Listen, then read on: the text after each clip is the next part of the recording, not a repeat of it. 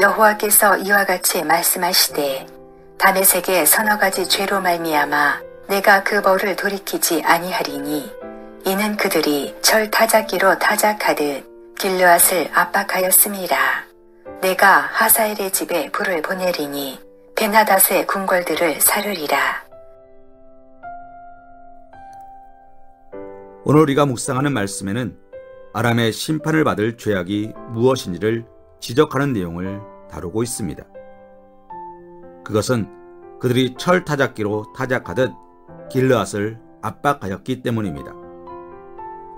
고대 근동의 타작과 관련하여 너무나도 선명한 비유적 표현은 고대 근동에서 사용하던 타작 기계의 끝에는 이빨처럼 날카롭게 생긴 쇠꼬챙이가 달려 곡물의 줄기를 잘라내는 역할을 하였는데, 바로 아람이 타작 기계의 쇠꼬챙이가 곡물을 잘라내듯 북이스라엘 백성들을 사륙하고 괴롭게 했음을 말하고 있는 것입니다.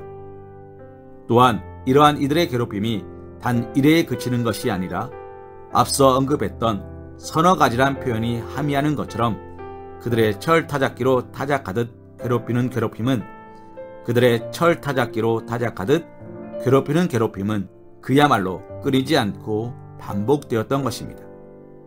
우리는 오늘 이러한 아람에 대한 책망의 말씀에서 그들에 대해 비유로 말씀하신 철 타작기에 대하여 생각해 보고자 합니다.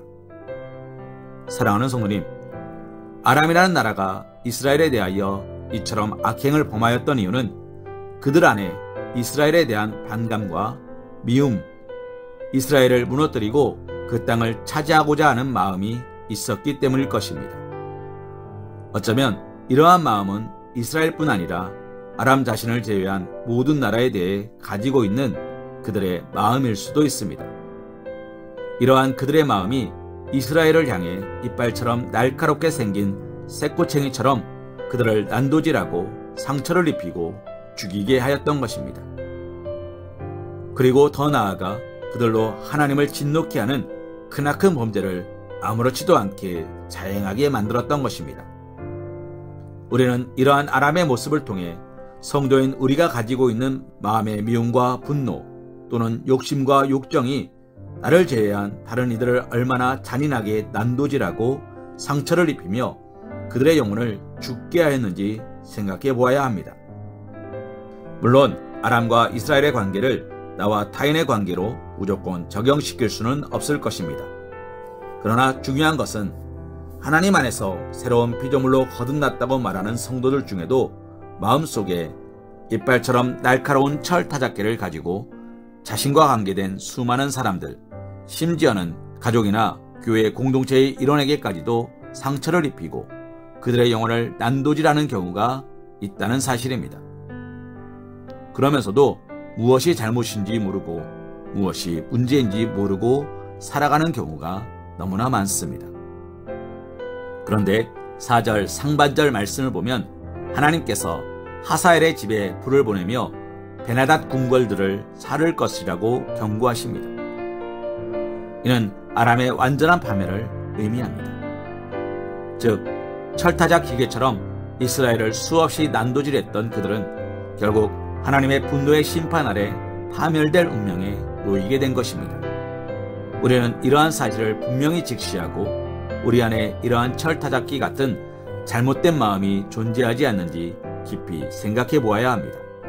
왜냐하면 이러한 삶을 끝내 고집하는 것은 자신의 삶에 너무도 크나큰 해악을 끼치게 되기 때문입니다.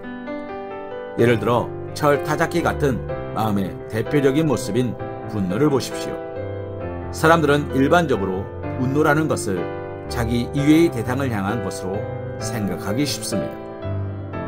그러나 그것은 실상 가장 먼저 자신에게 해를 끼치는 것입니다. 가인이 살인자가 되었던 가장 큰 이유는 그의 마음에 분노가 있었기 때문입니다. 이처럼 분노를 포함한 우리 내면에 존재하는 모든 철타작 기계와 같은 마음은 자신의 마음과 생각을 쪼개고 불태우고 스스로를 파괴하며 또한 하나님의 진노와 심판을 촉발하는 것이기도 합니다. 사랑하는 성도님, 아람이 어째서 그토록 처절한 파멸을 당하였고 하나님이 어째서 그들에게 그토록 격렬한 심판을 내리셨는지를 기억하시기 바랍니다. 그것은 그들 안에 존재하는 분노와 미움과 탐욕과 욕정이라는 철타작 기계를 제어하지 못하였기 때문입니다. 그러므로 우리는 우리 안에 존재하는 모든 헛되고 악한 마음을 새롭게 하며 내면을 성령의 영으로 채우고 하나님의 말씀으로 설 수 있어야 합니다. 그리할 수 있을 때 진정으로 우리는 거룩한 삶, 생명의 삶을 살아갈 수 있을 것입니다. 잠언 4장 23절 말씀으로 오늘의 말씀 묵상을 이어갑니다. 무릇 지킬 만한 것보다 더욱 내 마음을 지키라. 생명의 근원이 이에서 남이니라. 아멘.